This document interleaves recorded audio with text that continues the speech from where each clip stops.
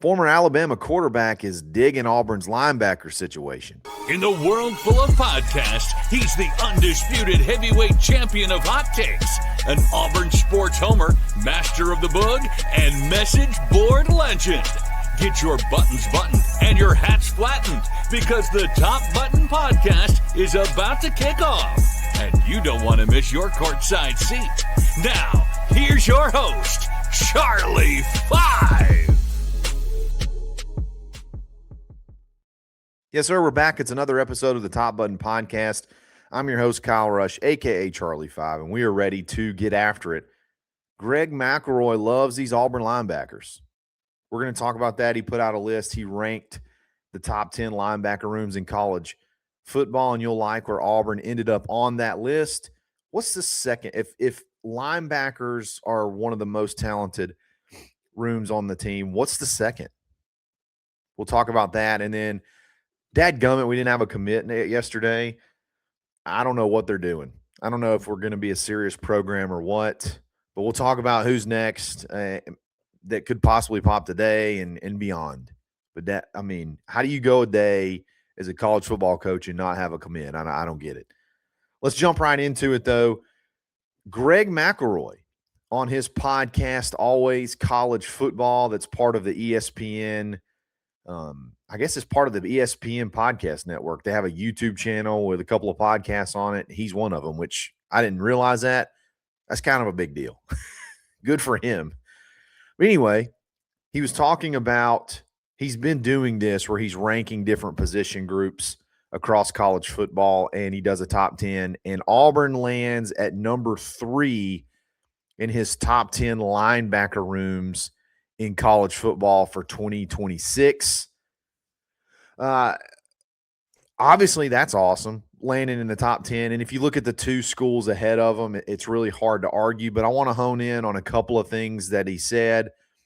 The first thing, I love, obviously, the ranking. I love being third or being talked about as being one of the third best rooms in college football. But I don't know that I 100% disagree with this first statement. He says if Auburn becomes one of the surprise football teams of the season, it'll be because of the linebackers. I don't know that I agree with that statement because they were awesome last year.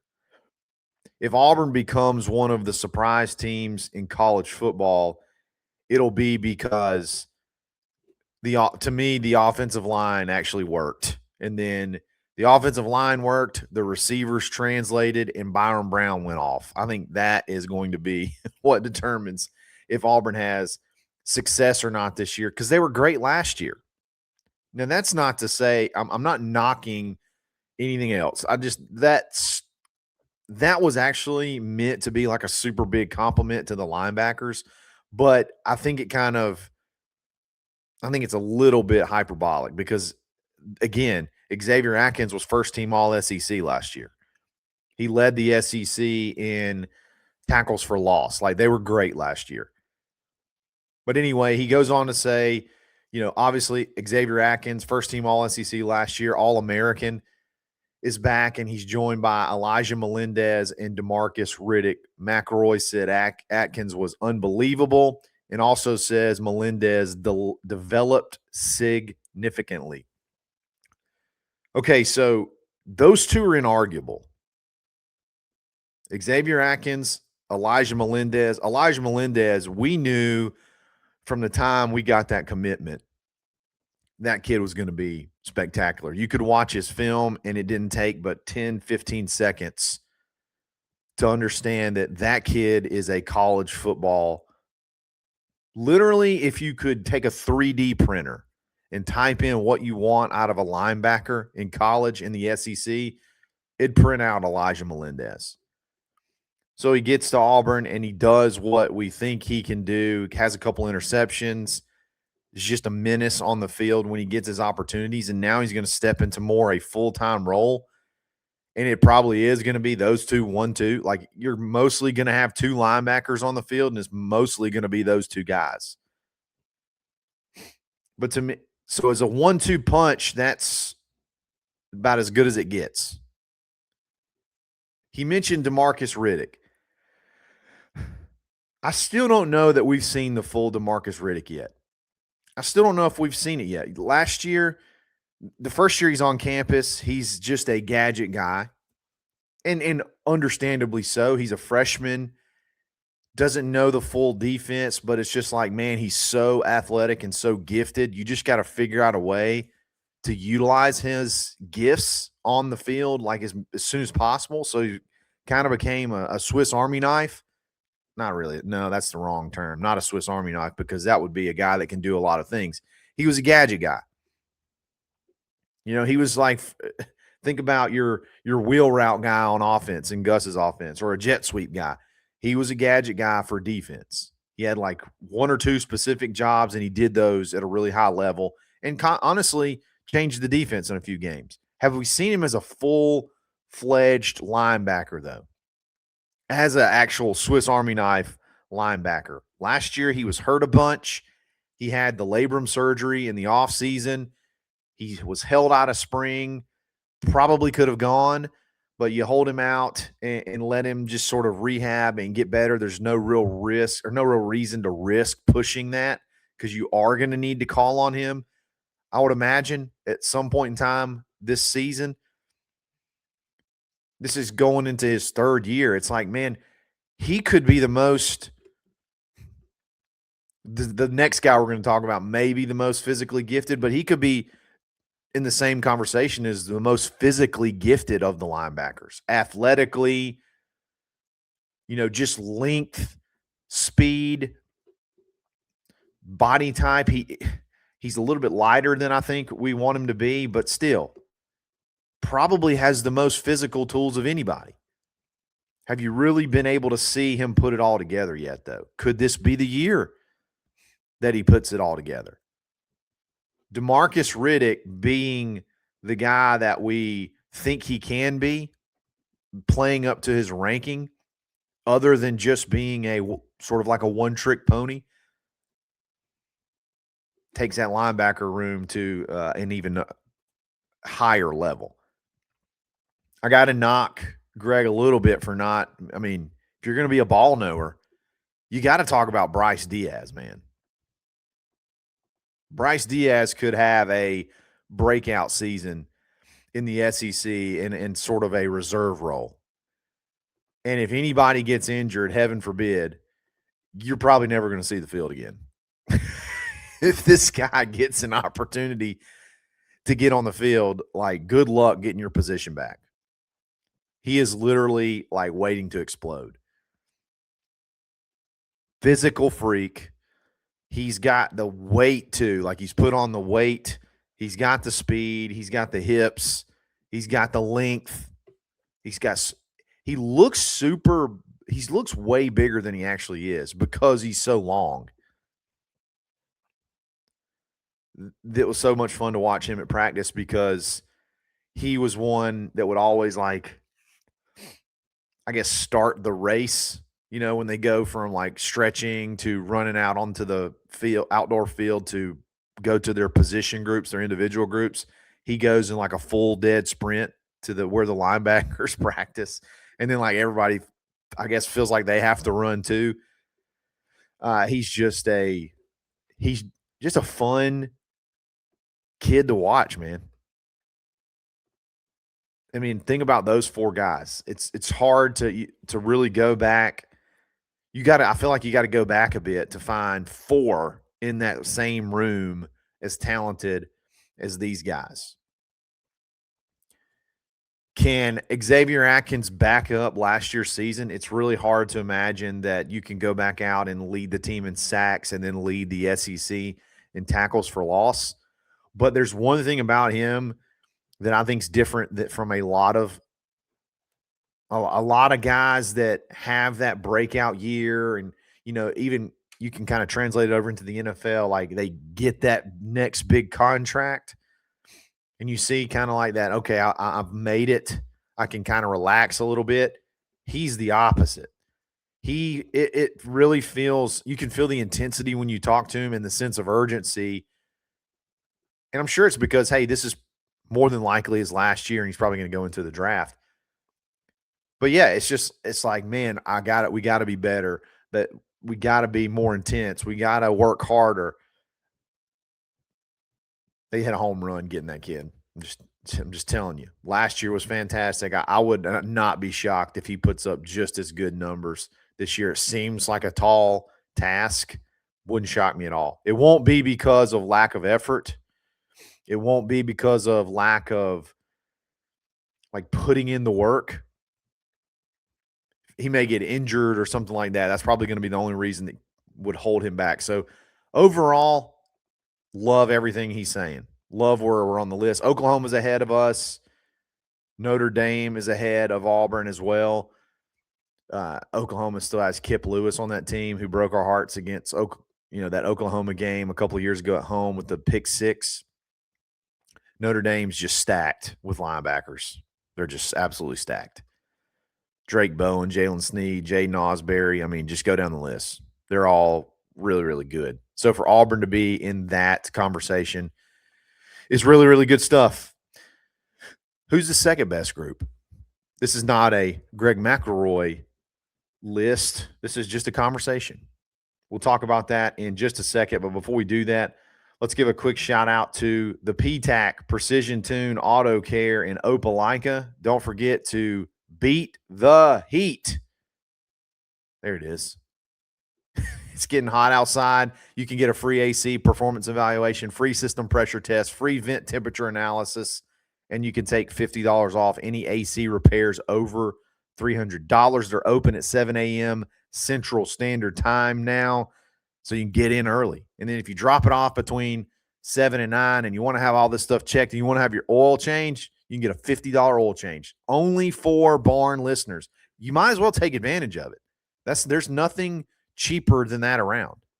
So get that $50 oil change, if nothing else, and then check out everything they've done in the lounge, everything they've done. You even go check out the bidet. Just trust me.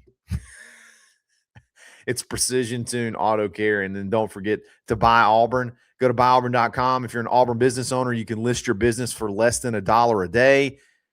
We're building it, man. We're building it. You guys need to check it out. And if you're a listener and you're just a fan, you don't own a business, and you want to shop and do business with Auburn people, start here, bro. Start here. Be who you say you are. Do business with Auburn people everywhere. It's buyauburn.com. And then if you need a good real estate and agent in the Auburn, Opelika area, hit me up. It's Kyle Rush at kw.com. I got 4 townhome listings under $300,000. Got proven game day rental income. Got a pool attached to them. A lot of good stuff. Hit me up. It's Kyle Rush at kw.com. We'll be back right after this.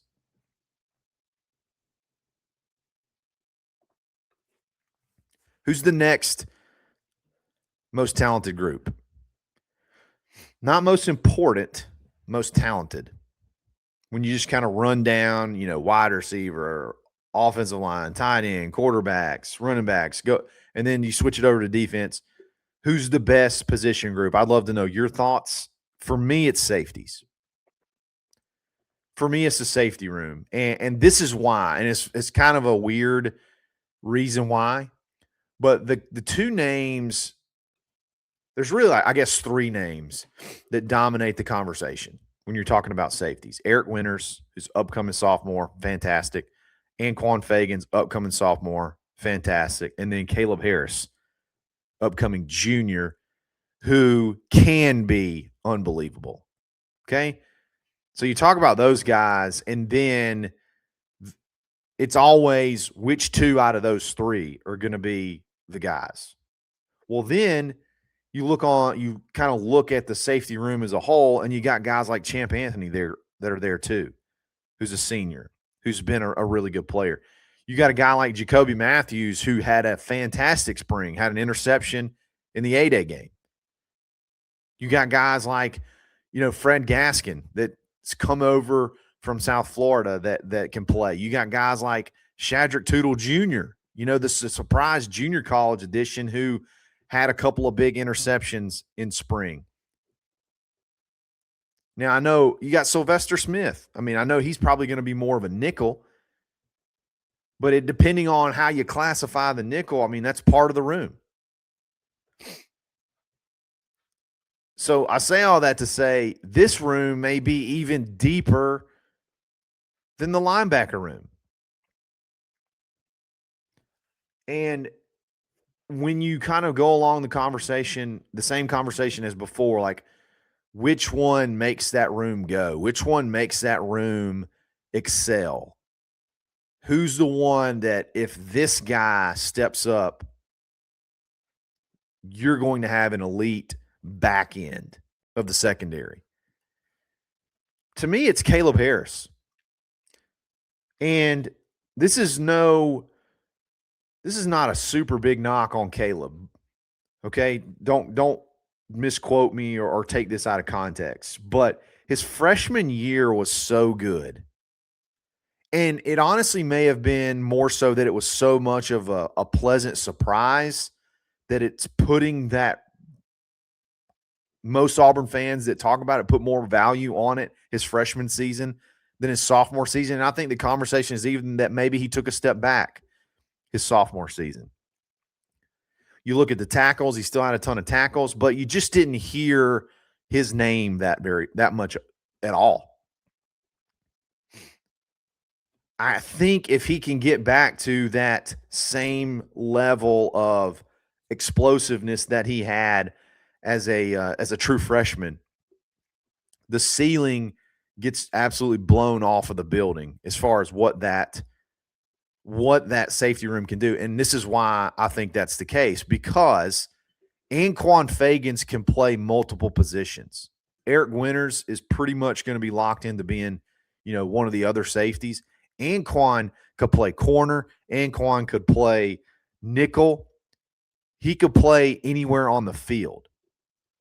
So if there's an opportunity to get those three guys on the field at the same time, it's going to have to be because Caleb Harris is, electric, and he's going to have to be back to his full form and leading that back end of the room.